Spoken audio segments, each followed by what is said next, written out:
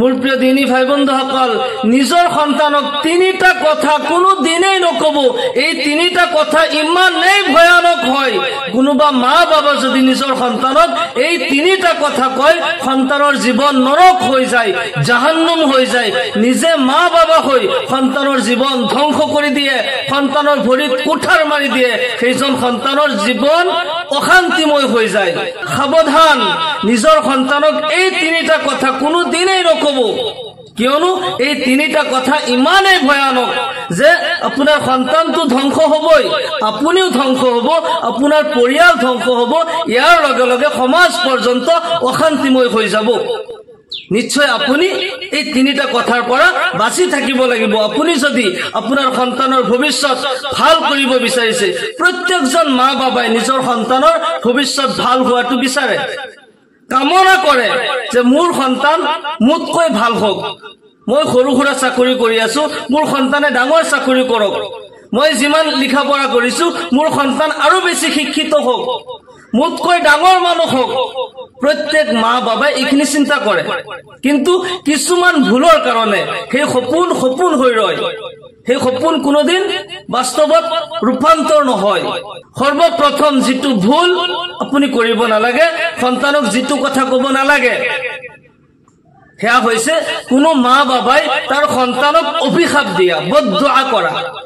মা বাবাই নিজৰ সন্তানক যদি দুআও কৰে, আল্লাহৰ দৰবাৰত লগে লগে কবুল হয়, আৰু যদি বদদুআ কৰে, অভিশাপ দিয়ে, সেয়াও লগে লগে কবুল হৈ যায়।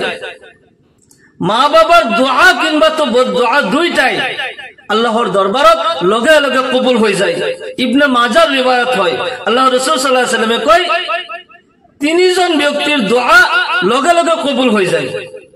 তিনিজন ব্যক্তির দোয়া আর আল্লাহর আরশের মাজত কোনো ধরনের পর্দা না থাকে। সেয়া হইছে মা বাবা সন্তানের কারণে করা দোয়া কিংবা তো বদদুআ। দোয়া দিয়ক, আশীর্বাদ করক বা অভিশাপ দিয়ক, দুইটাই লগে লগে কবুল হয়ে যায়। 2 নম্বরত মুসাফিরের দোয়া, 3 নম্বরত মজলুমের দোয়া বা মজলুমের বদদুআ, দুইটাই আল্লাহর দরবারত কবুল হয়ে যায়। আল্লাহ রাসূল সাল্লাল্লাহু আলাইহি ওয়াসাল্লামে কয়, সহিহ মুসলিমের রিওয়ায়াত হয়, নিজে নিজৰ ওপৰত অভিশাপ নিদিবা, নিজৰ সন্তানক নিজে অভিশাপ নিদিবা, তোমাৰ ধন সম্পত্তিৰ ওপৰত তুমি লানত নকৰিবা, অভিশাপ নকৰিবা। এই দুইটা হাদিসৰ পৰা এটা কথা আমি বুজি পালো যে মা বাবাই যদি সন্তানৰ কাৰণে দোয়া কৰে, সেয়াও আল্লাহৰ দৰবাৰত লগে লগে কবুল হয়। মা বাবাই যদি সন্তানৰ কাৰণে অভিশাপ দিয়ে, সেয়াও আল্লাহৰ দৰবাৰত লগে লগে কবুল হৈ যায়। ইয়াৰ মাজত কোনো ধৰণৰ পৰ্দা নাথাকে। মা বাবাৰ দোয়াৰ দ্বাৰা সন্তানৰ ভৱিষ্যত ভাল হয়, আৰু মা বাবাৰ অভিশাপৰ দ্বাৰা বদদুআৰ দ্বাৰা সন্তানৰ জীৱন ধ্বংস হৈ যায়। 1 নম্বৰত মা বাবাই নিজৰ সন্তানক অভিশাপ দিব নালাগে, বদদুআ দিব নালাগে।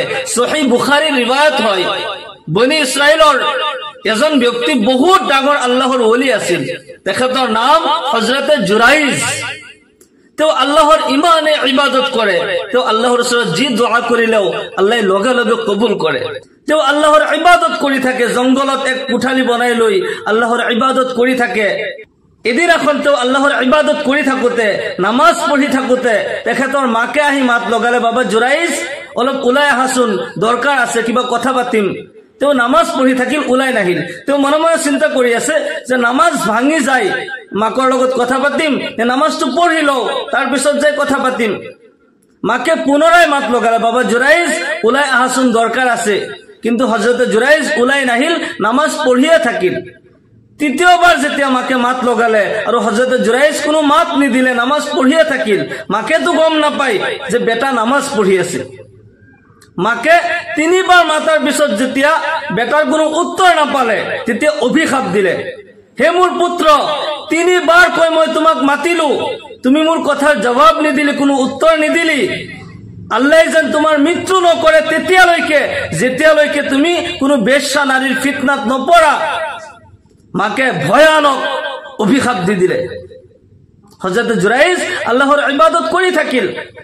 এগৰাকী বেশ্যা মহিলা ছাগলী লৈ আহিল আৰু জংঘলত ছাগলী চৰাই থাকে।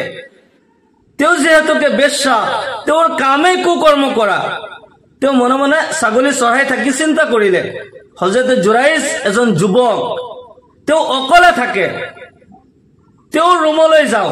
তেওঁ ৰুমলৈ গ'ল আৰু কথা পাতি থাকি নিজৰ খাহিছ হযৰতে জুৰাইজৰ আগত প্ৰকাশ কৰিলে, কুকৰ্ম কৰিব বিচাৰিলে। হযৰতে জুৰাইজ আল্লাহৰ ওলি হয়, তেওঁ এজন পবিত্ৰ ব্যক্তি হয়। সেই মহিলাগৰাকীক বেশ্যা নাৰীক ঘৰৰ পৰা জবৰদস্তি ওলাই দিলে আৰু কুকৰ্মৰ পৰা বাচি থাকিল। কুকৰ্ম নকৰিলে তেওঁ পবিত্ৰ হৈ থাকিল। সেই বেশ্যা নাৰী এজন ৰাখালৰ লগত, জংঘলত বহুত মানুহে গৰু ছাগলী ভেড়া এইবোৰ লৈ চৰাবলৈ আহে, ঘাঁহ বন খুৱাই। তেনেকুৱা এজন ৰাখালৰ লগত কুকৰ্ম কৰিলে, জিনা কৰিলে। যেতিয়া পেটত বাচ্চা আহিল, গৰ্ভৱতী হল, সেই ৰাখালসকলে চিন্তা কৰিলে যে এতিয়া আমি দেখোন বিপদত পৰিম। বনি ইছৰাইলৰ যুগতো মানুহ যেতিয়া কুকৰ্ম কৰে, জিনা কৰে, কঁকাললৈকে পুতি পাথৰ মাৰি মাৰি শ্বহীদ কৰি দিয়া হয়। ইঞ্জিল কিতাপতো এই হুকুম আছে। এতিয়া এওঁলোক দেখিলে, এওঁলোকে চিন্তা কৰিলে আমি দেখোন ডাঙৰ বিপদত পৰিছো, এতিয়া কৰিম কি? বাচিবলৈ হলে এটা লাইন ওলাব লাগিব। এতিয়া এই ৰাখালসকলে আৰু কেইটামান ৰাখাল লগত লগ হৈ এই মহিলাগৰাকীক কিছু টকা পইচা, কিছু সুন্দৰ দিলে আৰু বুদ্ধি দিলে, তুমি যাই সম্ৰাটৰ ওচৰত কৈ দিবা জংঘলত যিজন পীৰ থাকে, আল্লাহৰ ওলি বুলি চবেই ভাবে, আচলতে তেওঁ কোনো আল্লাহৰ ওলি নহয়, তেওঁ এজন ভণ্ড হয় আৰু জবৰদস্তি মোৰ লগত এই কৰ্ম কৰিছে। মহিলাগৰাকী অলপ টকা পইচা পাইছে, অলপ সুন্দৰ পাই সম্ৰাটৰ ওচৰত যাই কৈছে অমুকজন আল্লাহৰ ওলি, তেওঁ আচলতে আল্লাহৰ ওলি নহয়, তেওঁ এজন ভণ্ড হয়। হযৰতে জুৰাইজ জবৰদস্তি মোৰ লগত কুকৰ্ম কৰিছে আৰু মই এতিয়া গৰ্ভৱতী, আপুনি বিচাৰ কৰি দিয়ক। বাদশাহে চিন্তা কৰিলে এজন আল্লাহৰ ওলি হয়, আমি সকলোৱে আল্লাহৰ ওলি বুলি ভাবো, ইমান ভাল মানুহ ইমান ডাঙৰ ভয়ানক কুকৰ্ম কৰিলে। তেওঁক মাতি অনা হল। তেওঁক যেতিয়া প্ৰশ্ন কৰিছে এই কাম তুমি কৰিছানে, তেওঁ এতিয়া কি কব? যিটো অসম্ভৱ হয় সেই প্ৰশ্নটোৱে কৰা হৈছে। এতিয়া হযৰতে জুৰাইজ সম্ৰাটৰ কথাত কোনো উত্তৰ নিদিলে, এটা কথাই কলে, যি সন্তানৰ কথা মোক অপবাদ দিয়া হৈ আছে, এই সন্তানে মোৰ পবিত্ৰতাৰ প্ৰমাণ দিব। আল্লাহু আকবাৰ। সেই সন্তানে কব তাৰ বাপেক কোন হয়। ইন্তজাৰ কৰা হল। ইয়াতে তিনি ধৰণৰ ৰিৱায়াত আছে। মই প্ৰথম যিটো ৰিৱায়াত কৈ আছো সেয়া হৈছে যে সন্তান প্ৰসৱৰ পিছত সেই সন্তান 7 দিনৰ সন্তানক হযৰতে জুৰাইজে সকলো মানুহৰ আগত প্ৰশ্ন কৰিছে, হে সন্তান তুমি কোৱা, হে বাচ্চা আল্লাহৰ হুকুমত তুমি কোৱা তোমাৰ বাপেক কোন হয়। আল্লাহৰ হুকুমত 7 দিনৰ শিশুই স্পষ্ট কথা কলে যে মোৰ বাপেক আচলতে হযৰতে জুৰাইজ নহয়, এইজন আল্লাহৰ ওলি হয়, তেওঁ এজন পবিত্ৰ মানুহ হয়, মোৰ প্ৰকৃত বাপেক অমুক ৰাখাল হয়। আল্লাহু আকবাৰ। আৰু এটা ৰিৱায়াতত আহিছে যে হযৰতে জুৰাইজে সেই সময়ত সম্ৰাটৰ প্ৰশ্নৰ উত্তৰত কৈছিল যে পেটত যি বাচ্চা আছে, পেটৰ বাচ্চাই পেটৰ পৰা জবাব দিব। আৰু আল্লাহৰ হুকুমত হযৰতে জুৰাইজে প্ৰশ্ন কৰিলে, বাচ্চাই পেটৰ পৰা জবাব দিলে যে মোৰ বাপেক অমুক ৰাখাল হয়, হযৰতে জুৰাইজ নহয়। আৰু এটা ৰিৱায়াতত আহিছে যে মানুহবিলাকে যেতিয়া সেই মহিলাগৰাকীৰ বাচ্চা প্ৰসৱ হোৱা দেখা পালে, ইয়াৰ আগতে এইখিনি প্ৰকাশ হোৱা নাছিল, সেই মহিলাগৰাকীৰ যেতিয়া বাচ্চা দেখা পালে আৰু গোটেই ৰাইজৰ মানুহ আহি পেলাই হযৰতে জুৰাইজৰ ঘৰ ভাঙি দিলে। সহিহ বুখাৰীৰ এইটো ৰিৱায়াত হয়। মূল কথা, হযৰতে জুৰাইজৰ ওপৰত ইমান ডাঙৰ অপবাদ আহিল কিহৰ কাৰণে? তেওঁতো আচলতে এজন পবিত্ৰ মানুহ হয়, তেওঁ আচলতে ভুল কৰা নাই, কিন্তু এই অপবাদ কিয় আহিল? সেই মাকৰ বদদুআ, মাকৰ অভিশাপ। সেইকাৰণে কোনো মা বাবাই নিজৰ সন্তানক অভিশাপ দিব নালাগে, বদদুআ দিব নালাগে। সন্তানে যদি কিবা ভুল কৰেও তাক বুজাব লাগে, অভিশাপ দিব নালাগে। মা বাবাৰ অভিশাপ আল্লাহৰ দৰবাৰত লগে লগে কবুল হৈ যায়।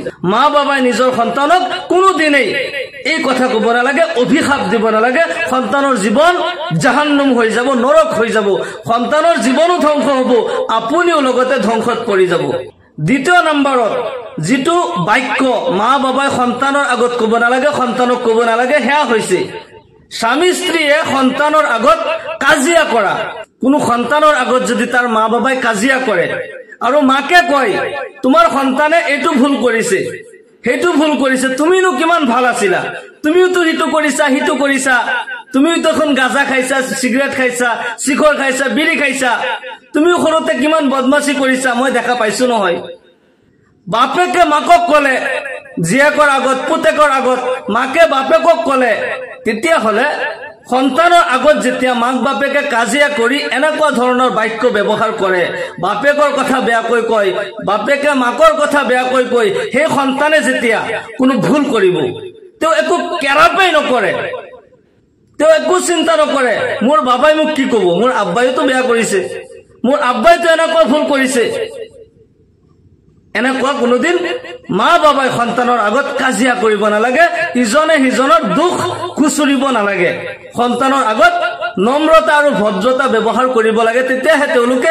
সেইটো শিক্ষা ল'ব নহলে সেই সন্তান মা বাবাৰ কাৰণে কাল হৈ যাব ধ্বংসৰ কাৰণ হৈ যাব 3 নম্বৰত মা বাবাই সন্তানক দি বহুত এনেকুৱা অজ্ঞান মা বাবা আছে যে ল'ৰা ছোৱালীক দি সিগাৰেট আনাই বিড়ি কিনি আনাই তেওঁলোকক দি গাঁজা কিনি আনে আপুনি গাঁজা খাইছে আপুনি সিগাৰেট খাইছে আপুনি বিড়ি খাইছে সন্তানক দিও আপুনি কৰাইছে সেই সন্তান আপোনাক যেতিয়া সিগাৰেট আনি দিব এদিন আনি দিব দুদিন আনি দিব 3 দিনত ই অলপমান টান মাৰি চাব মোৰ আব্বাই খায় কিমান ভাল লাগে চাওচোন ই টেষ্ট কৰিব আপোনাৰ সন্তানক আপুনি সিগাৰেট বিড়ি হাতত উঠাই দিছে সেই সন্তানে কালি যাই ড্ৰাগছ ল'ব কিমান ল'ৰা ছোৱালী এনেকুৱা হৈছে যে ড্ৰাগছ খাই নিউজ চেনেল বিলাক আপুনি চাব নোৱাৰে কোনোবা ড্ৰাগছ খাই মাকক মাৰিছে ড্ৰাগছ খাই বাপেকক কতল কৰিছে ড্ৰাগছ খাই ভায়েকক মাৰিছে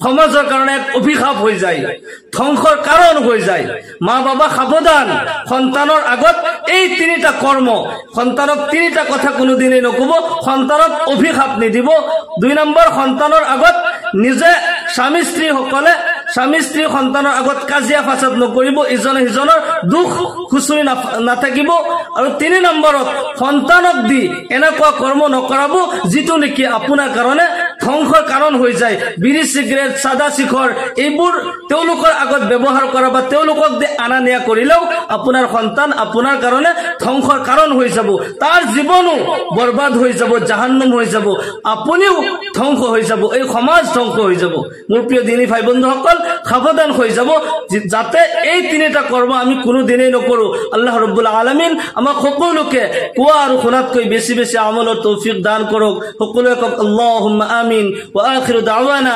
আলহামদুলিল্লাহি ৰাব্বিল আলামিন আসসালামু আলাইকুম ওয়া ৰাহমাতুল্লাহি ওয়া বাৰাকাতুহু